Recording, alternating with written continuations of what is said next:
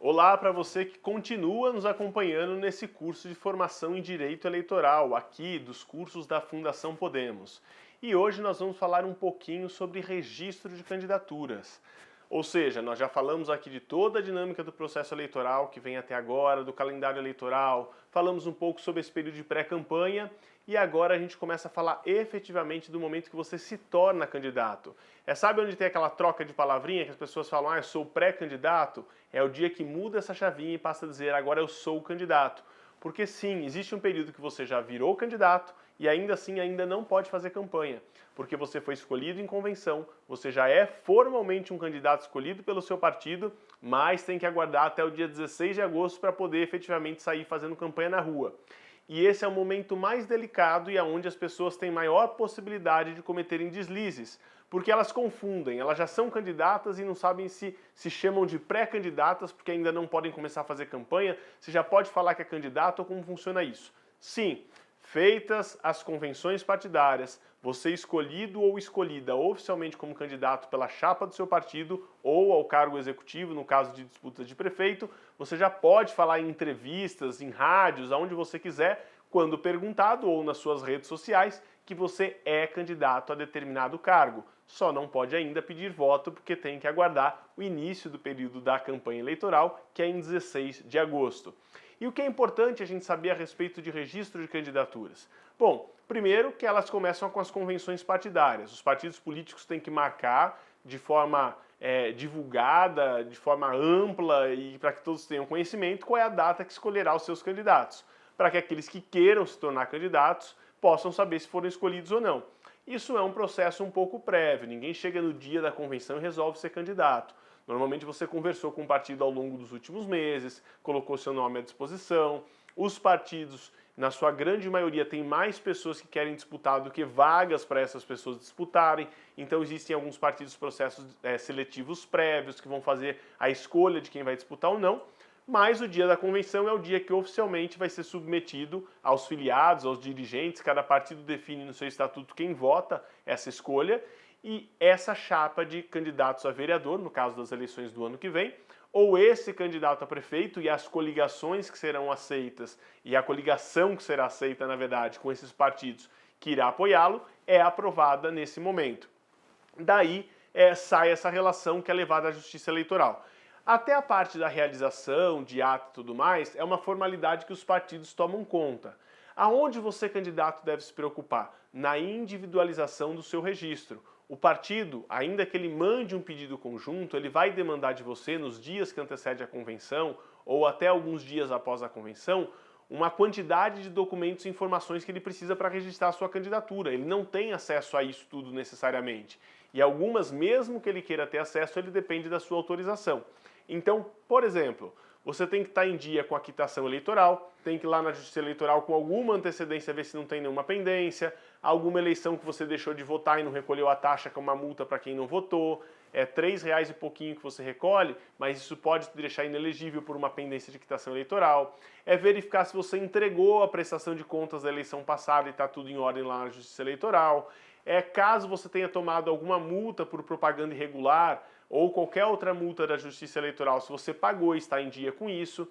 Então, quando faltar ali uns 15, 20 dias para a convenção, que você souber o dia que vai ser a convenção do seu partido, vai lá no cartório eleitoral, pede as suas informações, dá para entrar no site hoje em dia, muitas dessas coisas já são online, na grande maioria dos cartórios, alguns ainda estão se atualizando, mas a grande maioria já é online, e tire a chamada certidão de quitação eleitoral, para saber que você está regular com sua quitação eleitoral. Tem uma outra certidão que é importante você verificar, que é a certidão de filiação partidária. Às vezes o sistema filia, que é onde faz a filiação partidária, dá algum tipo de inconsistência de dado e dá problema de filiação. Tem partidos que por erro ou por má fé acabam filiando a pessoa que já saiu e foi para outro partido, o sistema não se entende, a pessoa fica filiada no partido errado. Então tudo isso, quanto mais antecedência tiver na sua verificação, maior a margem de manobra que você tem para poder corrigir aquele erro. Claro, assistido por alguém que saiba atuar no caso, provavelmente um advogado especialista em direito eleitoral, se tiver algum problema mais grave como esse. Mas verificar a sua filiação partidária, está no partido correto, verificar a sua quitação eleitoral, está tudo certo, você tem que providenciar também certidões da Justiça Estadual e Federal, de primeiro e segundo grau. Quase todas são emitidas também de forma online. Algumas poucas exceções de alguns fóruns que ainda não conseguiram atualizar, você tem que pedir isso de forma física e desde a pandemia muitos fóruns já têm fornecido isso por e-mail. É uma certidão que vai dizer, tanto na Justiça Federal quanto na Justiça Estadual, se você tem algo que impeça você de ser candidato. E aí não é qualquer processo, né, pessoal? Nós temos a Lei 135 de 2010, que é a Lei de Ficha Limpa, que foi criada no país, e ali foi criada uma regra de algumas condenações que você não pode ter, que você não poderia registrar sua candidatura. A lei mais ampla é a Lei 64 de 1990, que é a Lei das Inelegibilidades. Ali tem ainda previsões que existiam antes mesmo da chamada Lei de Ficha Limpa. Então, desde que você não seja condenado, basicamente, por ilícitos que envolvam administração pública, crime financeiro, tributário e questões dessa natureza pública, se você tem um processo de pensão alimentícia, se você é cobrado por algum tipo de dívida, se você tem uma briga por acidente de trânsito, não importa. Essas coisas de direito civil, privado, não interessam para a Justiça Eleitoral. Então fiquem tranquilos, não é que se apontar um processo na sua certidão, você está inelegível. É se apontar algum processo criminal com condenação ou algum processo de improbidade administrativa ou aqueles contra a ordem financeira e tributária. Esses processos mais complexos que atentam contra a própria democracia e contra o Estado democrático de direito são aqueles que têm o poder de tirar você da disputa. Coisas pessoais entre partes não tem nada a ver com a disputa. Processo trabalhista, processo de dívida de empresa, enfim, tirando aqueles de ordem tributária, você também não tem maiores restrições. Pegou a sua certidão, saiu algum apontamento, e isso pode acontecer por uma questão muito simples. Homonímia. O que é homonímia? Duas pessoas com um nome igual. João da Silva. Se uma pessoa tiver esse nome e for tirar uma certidão, vai apontar coisa no Brasil inteiro. Porque quantas pessoas com esse nome existem pelo Brasil todo? Então você vai lá e pede para tirar uma certidão detalhada com filiação, pai, mãe e número de RG. E aí vão identificar que o João da Silva, que é você, não tem aqueles processos, podem ser outros Joões da Silva. Outra coisa que pode acontecer também, apontar algum processo, dentre esses que eu falei que podem gerar uma inelegibilidade, mas ainda é um processo que sequer tem decisão, ou decisão de segunda instância. Aí você vai pedir a chamada certidão de objeto e pé, que é uma certidão que vai detalhar em que fase está o seu processo e que aquilo não te gera uma inelegibilidade. Veja, todo esse processo não é algo rápido nem tão simples, apesar de, em sua grande maioria, estar informatizado.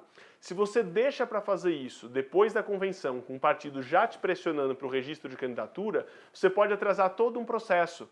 Porque esse processo de registro de candidatura ele não é feito de forma individualizada, ele é uma chapa no caso das eleições de vereadores. Então, um vereador ou um candidato a vereador que atrasa a sua documentação compromete o registro de toda a chapa e atrasa o início da campanha de todos. Porque é só depois desse protocolo que sai o CNPJ, que os candidatos precisam para abrir conta, para poder começar a confeccionar os seus materiais. Quando você já sabe da data da convenção e vai ali no começo de julho providenciar toda a tua documentação, quando o partido te pedir, você já tem tudo isso de forma rápida, para agilizar o processo e se surgiu algum apontamento, você tem um tempo para se organizar e resolver aquele apontamento que surgiu. Por fim, qual é o último documento que eu peço uma especial atenção no registro de candidatura? É a declaração de bens. Esse é um documento que você deve fazer, entregar para o partido assinado por você. E aonde existe muito erro nesse documento e que gera processos criminais depois das eleições, em não saber o que você deve declarar nesse documento. Muitas pessoas, até mal orientadas às vezes por dirigentes partidários ou por contadores, acabam pegando o seu imposto de renda e lançando uma réplica do imposto de renda na declaração de bens. Veja, imposto de renda por exercício fiscal da Receita Federal são todos os bens e direitos que você tinha até o dia 31 de dezembro do ano anterior. Só que entre o dia 1º de janeiro e a data do seu registro de candidatura, você pode ter vendido um bem, você pode ter comprado um bem novo, as suas aplicações podem ter sido resgatadas, alteradas, tirou de fundo de investimento de renda fixa, comprou ações porque o mercado estava melhor, recebeu um bem de herança, não importa. qualquer alteração patrimonial que possa ter ocorrido entre o dia 1º de janeiro e a data do registro vai gerar uma inconsistência com o seu imposto de renda. E depois do período eleitoral, o Ministério Público pode olhar e falar, olha, essa pessoa quis omitir bens para omitir que ela tinha enriquecido ilicitamente, ou para não ter bens declarados para não serem buscados pela justiça no caso de alguma irregularidade no mandato. Então, é muito importante que no momento da descrição dos bens, o imposto de renda que você entregou meses antes em relação ao ano anterior seja apenas uma base. Pega aquele imposto de renda, olha como base e verifica em relação a isso, o que mudou, o que acrescentou, o que diminuiu, atualiza, aí sim você escreve, assina e é essa atualização que você tem que entregar. Um outro ponto importante, imposto de renda por critérios da Receita. Quando você lança um bem muito antigo, você vai lançar esse bem pelo valor dele à época da compra. Então, um apartamento que custava 100 mil reais há 20 anos atrás, certamente esse apartamento não custa mais 100 mil reais. Então, se você reproduz o valor desse apartamento de 20 anos atrás, é como se você estivesse escondendo uma valorização do seu imóvel. O valor que você deve lançar do seu bem é o mais próximo possível, não precisa sair por aí fazendo pesquisa de avaliação de mercado necessariamente, mas todo mundo tem alguma noção por sites de busca rápida de preços de locação ou de venda, que você tem que lançar o bem do seu imóvel o mais próximo possível do momento do registro. Então aquele imóvel de 100 mil reais, se hoje ele custa 300, você vai lançar aquele imóvel com aproximadamente o valor dos dias de hoje. Porque você não está calculando lá, como no imposto de renda você tem que calcular, o valor do ganho de capital da venda para recolher imposto. Não. É só para a Justiça Eleitoral saber o seu poder aquisitivo, o seu patrimônio, e entender, inclusive, em relação a isso, se você fizer um autofinanciamento de campanha, se você tinha condição ou não de ter dinheiro para se autofinanciar na sua campanha.